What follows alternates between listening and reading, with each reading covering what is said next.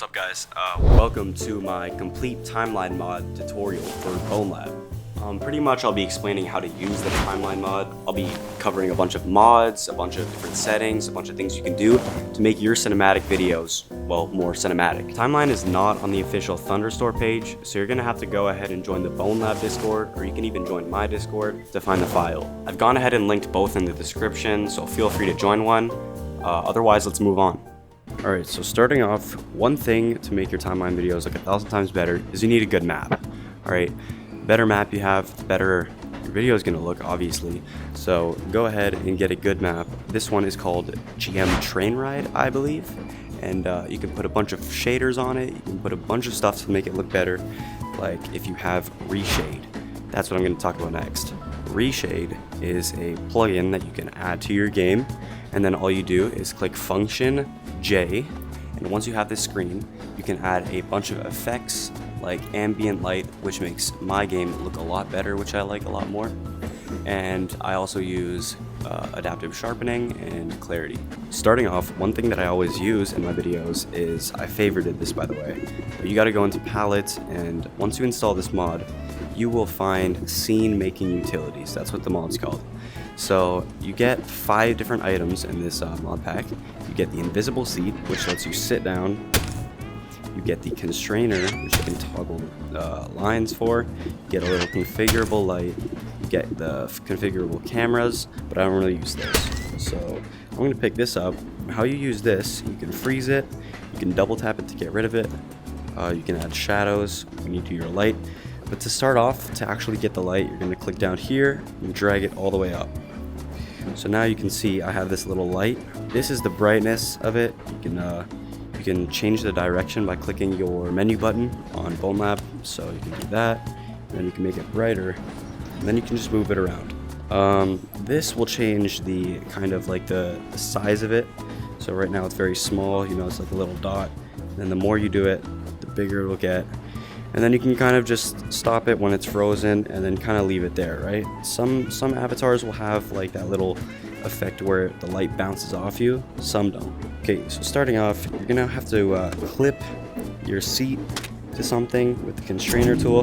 When you don't want the lines, you just hold this and then you click your menu button, and then it just stays there.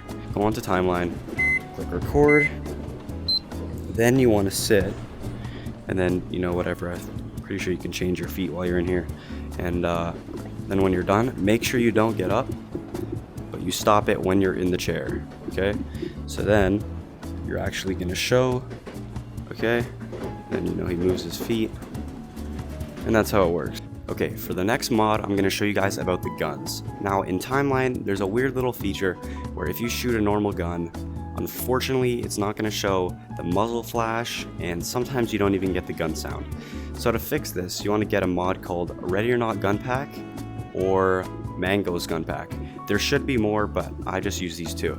So Mango's Gun Pack has a bunch of great guns, you know, so when you go into Timeline, you want to record. Now to register that your gun's there, you want to pick it up again or reload with it, okay? Make sure you do that when you're recording your guns. Then you can shoot, okay? And then you can finally stop recording. See, now that I picked it up again or reloaded it, now it's going to register. See, it didn't do that before. Now, when he shoots it, you get the sound and the muzzle flash, alright? Now, one thing you might be confused on when you look at my videos is how do you get the blood effects? Because people are just, there's no collisions with Timeline. So what you gotta do is you gotta go into Timeline, record your second avatar, make sure he dies, you know. Make sure you get a good animation of it. Okay. Okay. So now you have your original clip with your guy, and he's gonna die, alright?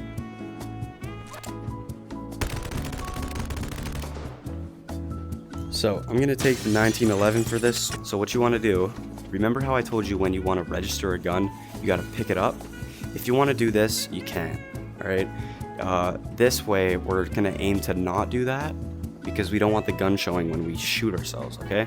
You need the self-harm mod, okay? Make sure it's enabled when you do this. You're gonna start it, make sure it's already reloaded because you don't want to register it. So you want to click record with the gun, and then when you think he's gonna shoot him, this is what you want to do.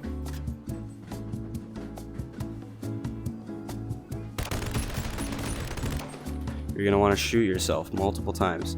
Don't register the gun, whatever you do. Okay, it might have registered there because I touched the box. So then when you're done, you want to just throw your gun away anywhere, and then you're gonna notice we have a little thing. See, I didn't register the gun, so it's not gonna show. So what you have here is he's gonna shoot, is there's gonna be blood, okay? You're wondering, how do I get rid of this guy? So you gotta go into the timeline mod. You gotta click scene, management, recorders, refresh it so they all show, and then you gotta hide that guy. Don't delete him, but hide him. Look what happens. See, you have your blood. Okay, now we are talking about stiff ragdolls. So, to actually get these stiff ragdolls, like you see me do there, Avatar Stats Loader mod. It's a code mod. You wanna install it like you would Fusion or any other code mods. Then you're gonna drop it into that folder. Number one, to get this out of the way, usually I would change my speed on a lot of characters, because usually your characters are like this a lot of the time, and you're just way too fast to make it look cinematic or anything. So go into preferences. Now you want to click on Avatar Stats, and you want to make sure that your strength upper is around 60 to 80, as well as your strength lower, and just have fun with it. Like, you gotta change these both to around high, so that, you know, when you die, they're like strong and they're really holding you up. Okay, make sure when you're done doing this, you click save stats, so when you go on the avatar the next time, it'll just save. You might want to go into body tools. This is what I'm going to show you next. All I would really do for this one is I would get the rig stripper and I would delete it. Now, when you record timeline clones, they don't show your body log or these things, but if you're recording in first person, it looks a lot better when you get rid of that thing. It'll still give you the local ball area, but you know, as long as you just don't touch it, then you'll be fine. So the timeline camera is gonna be honestly the coolest part of this mod, because what you're gonna do is you're gonna basically create different camera angles to your scenes, okay? So if you just go on your camera, okay, unfortunately you're gonna toggle head mesh, otherwise your avatar is gonna look a little bit like this, or your head's gonna be there but it's gonna be stretched all the way back, so we don't want that. All right, so basically F4 is what you want to click. All right, so now that you have this, you are in an external camera, okay? Make sure you guys get your immortality before you do any of this. All right, so okay, so that's my scene right now. I'm gonna go ahead and click stop. You should click F4, and now you have your external camera with your people. All right, so to hide and unhide this bar at the top, you're gonna click H. This is your timeline bar. This is where you can drag back and forth throughout your clip. Okay, so you know, there you go. To pause it and play it, want to click space. If it's too laggy, then you know, lower your settings. Now, I'm not sure what that is. Linear instant. I think that's like keyframing or something to look at your angles. So you can move it around with your basic keyboard, WASD. Now, so what I usually do is if you hold Control and mouse wheel up or down, you can change the FOV of the player.